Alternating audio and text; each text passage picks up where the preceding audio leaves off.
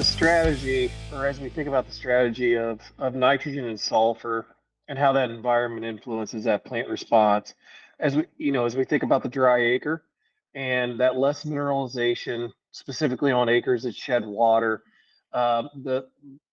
need for nitrogen early in the growing season, or really within that first 35 to 40 days of the growing season to achieve canopy. That's important because really what we're trying to do is shade that ground to conserve moisture so that in the months of, here we are sitting at the 18th of April, as we enter into the month of May and we receive those early May rainfalls, what we're really trying to achieve is as we think about a plant emerging or driving towards canopy, we can capture that rainfall and rather than really evaporating that off the soil surface, being able to pass that through the plant and really utilize or put to use that early season moisture to really build an early robust canopy.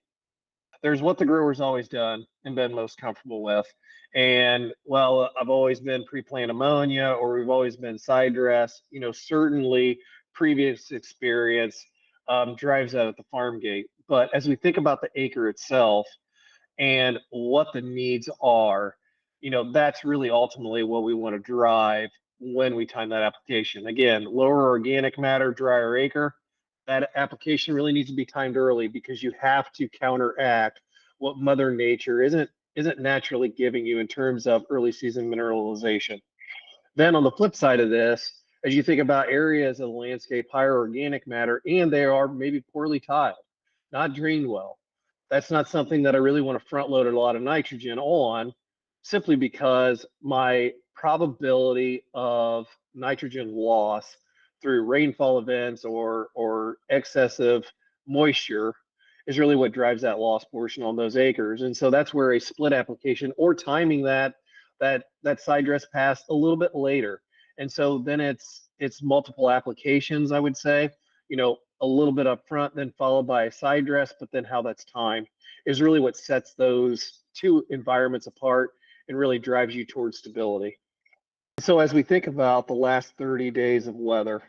again, here to the east in Ohio, and we just had another rainfall event yesterday, there's really not much done. A little bit of early season weed control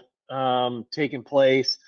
some burn down applications, some ammonia primarily south of I-70 that's taken place. But here, as you think north of Columbus and really in the northwest part of the state,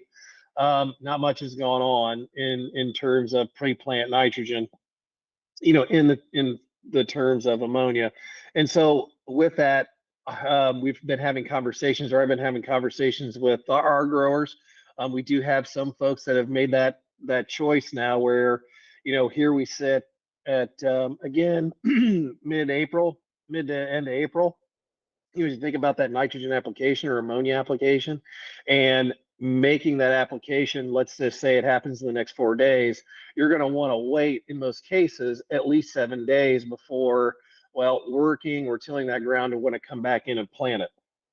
And so because of that, what does that do to your planting window and timing? And so making that shift of, all right, now maybe I want to run a little bit more AMS, or how do I alter my starter program where that's applicable to some growers to get us to a side dress, and then reprioritizing really those fields or environments that you want to target first for that early side dress application, and really kind of getting geared up to move more towards that side dress. And really it's all driven around how do we get planted when the weather breaks here, how do we get planted as soon as possible when conditions are right. If you want to look for more information or find out more about advanced agrolytics, please reach out to us at www.advancedagrolytics.com. Follow us on social media, and we'll get you in touch with your local precision agronomist.